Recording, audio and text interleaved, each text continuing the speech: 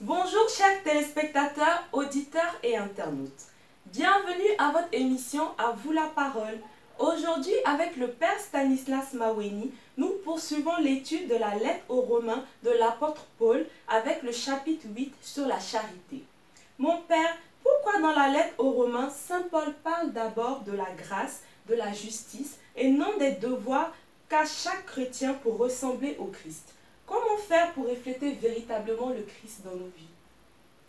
Merci pour cette question. Saint Paul, qui s'adresse aux Romains, est dans un climat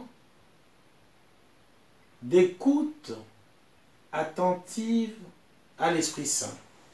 Écoute attentive à l'Esprit Saint parce que dans la lettre aux Romains, dans l'ensemble de la lettre, on parle 30 fois de la présence de l'Esprit Saint. L'Esprit Saint est très présent, très actif dans cette lettre. Et dans le chapitre 8 que nous abordons ce soir, l'Esprit Saint est mentionné 17 fois. Donc vous voyez que l'Esprit Saint agit non seulement dans la vie de Saint Paul, mais dans la vie de l'Église. Dans la vie de l'Église, c'est pourquoi Saint Paul commence par la grâce. Commence par la grâce pour faire comprendre à l'homme qu'on n'est pas libéré par les œuvres, par les actes, les actions, par ce que nous faisons. On est libéré par le don gratuit, par la justification en Dieu, par Jésus-Christ. C'est pourquoi Saint Paul place la grâce, la gratuité, le don véritable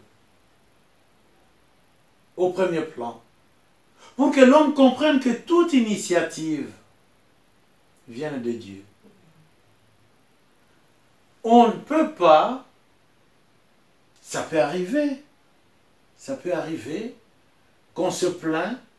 Moi j'ai fait beaucoup d'actions à l'église, je donne beaucoup, je donne de mon temps, je sais pas, il y a plusieurs raisons que l'on peut avancer pour dire pourquoi Dieu ne m'exauce pas. Tout à fait. Moi je travaille beaucoup pour Dieu. Je fais ceci, je fais cela, je donne ceci, je donne cela. Et parfois, on retrouve la situation du publicain qui priait en disant, Seigneur, moi je suis le pauvre pécheur là. À côté de celui qui dit, mais Seigneur, moi je fais ceci, je fais cela. Nous sommes dans cette situation. Saint Paul dit, mais non, ce n'est pas parce qu'on donne. Ce n'est pas parce qu'on pose des actes, des œuvres, qu'on sera sauvé. Ce ne sont pas les œuvres qui vont nous sauver. C'est Jésus de Nazareth, Jésus-Christ. Lui seul est le libérateur. Lui seul est le sauveur. La lettre aux Romains a deux parties. La première partie, donc du chapitre 1 jusqu'au chapitre 11. Le chapitre 12 commence la deuxième partie de la lettre aux Romains. Donc la première partie, c'est Dieu qui donne. C'est Dieu qui est en activité. C'est la gratuité. La deuxième partie, c'est ce que nous faisons. Qu'est-ce que nous pouvons faire? Comment vivre cette charité? Vivre totalement la charité. Et pourquoi nous pouvons vivre cette charité? C'est parce que nous avons tout reçu de qui? De Dieu. Voilà. C'est dans ce sens-là qu'il faut comprendre la lettre aux Romains. Et le chapitre 8 se situe dans la première partie de la lettre aux Romains. C'est un chapitre qui parle du salut, de la libération. L'homme est libéré. Cet homme libéré doit être sauvé. Vous voyez, on commence par libérer l'homme de l'emprise des ténèbres, de monde sans Dieu. Mais cet homme pleinement libéré devient libre. Étant libre, l'homme fait un choix. Et on les sauve. Le salut, c'est la vie éternelle. Donc on ne peut pas sauver directement si on n'est pas libéré.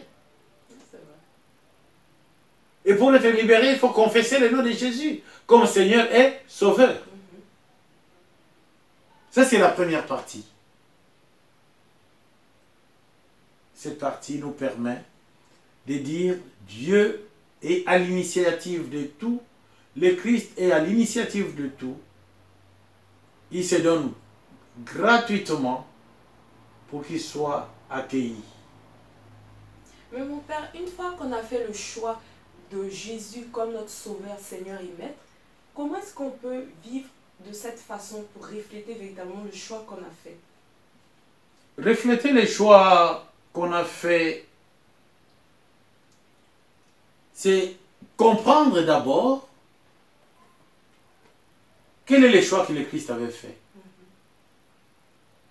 Le choix du Christ, c'est le don total au Père dans l'obéissance. Le don total aux hommes. Il faut que le chrétien, tout croyant, entre dans cette dynamique de dire je suis disciple du Christ, je suis le Christ, donc je dois me donner totalement au Père et totalement aux autres. Pour le Christ, nous sommes pauvres. Pauvres matériels, pauvres spirituels. C'est pourquoi nous allons chercher une vie sans vie ailleurs. Donc nous sommes ces enfants qui ont tout dans la maison, mais qui préfèrent aller fouiller dans des poubelles. Vous comprenez? Oui, tout à fait. Nous sommes comme ça. C'est ça. Nous avons une vie de plénitude, une vie sainte qui nous est donnée. Là où nous sommes, dans l'église, là où nous sommes. Mais nous préférons aller chercher chez Satan ailleurs. Et vivre la charité, vivre comme le Christ, nous n'allons jamais vivre comme le Christ. Non. Nous n'allons jamais ressembler au Christ. Ah bon? C'est pas ça le but final de chaque chrétien? Le but final du chrétien, le chrétien doit comprendre. Si le chrétien dit qu'il va chercher à ressembler au Christ, mais c'est compliqué. Le chrétien, ce qu'il a à faire, c'est de demander la grâce de revêtir le Christ. Revêtir le Christ. Avoir les sentiments du Christ. Être pleinement le temple de l'Esprit Saint.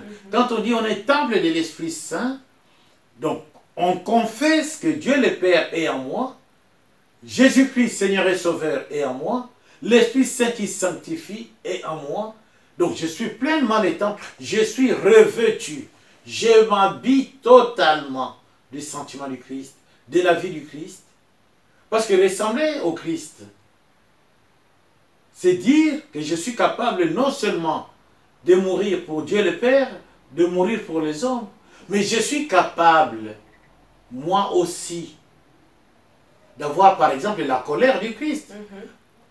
Parce que la colère du Christ, c'est une colère passionnée. C'est une colère qui sauve. Ce n'est pas une colère qui divise. Or, nous ne sommes pas encore arrivés à ce stade. À chaque fois que nous nous mettons en colère, c'est pour diviser. C'est pour faire peur aux autres. Or, la colère du Christ ne fait pas peur aux gens. C'est la même colère que Moïse a eue. Quand Moïse est descendu, après avoir cherché la table de la loi, Moïse descend pour les 10 commandements. Il voit que le peuple est en train d'adorer les veaux d'or. Moïse a tout cassé. Il s'est mis en colère.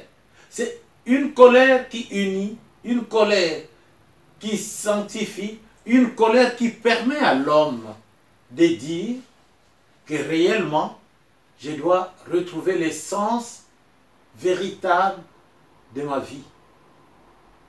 Et quand on dit ressembler au Christ, c'est-à-dire être capable aussi d'avoir une colère passionnée, une colère qui construit, qui rassemble, qui unit, et non une colère qui divise, une colère qui fait peur.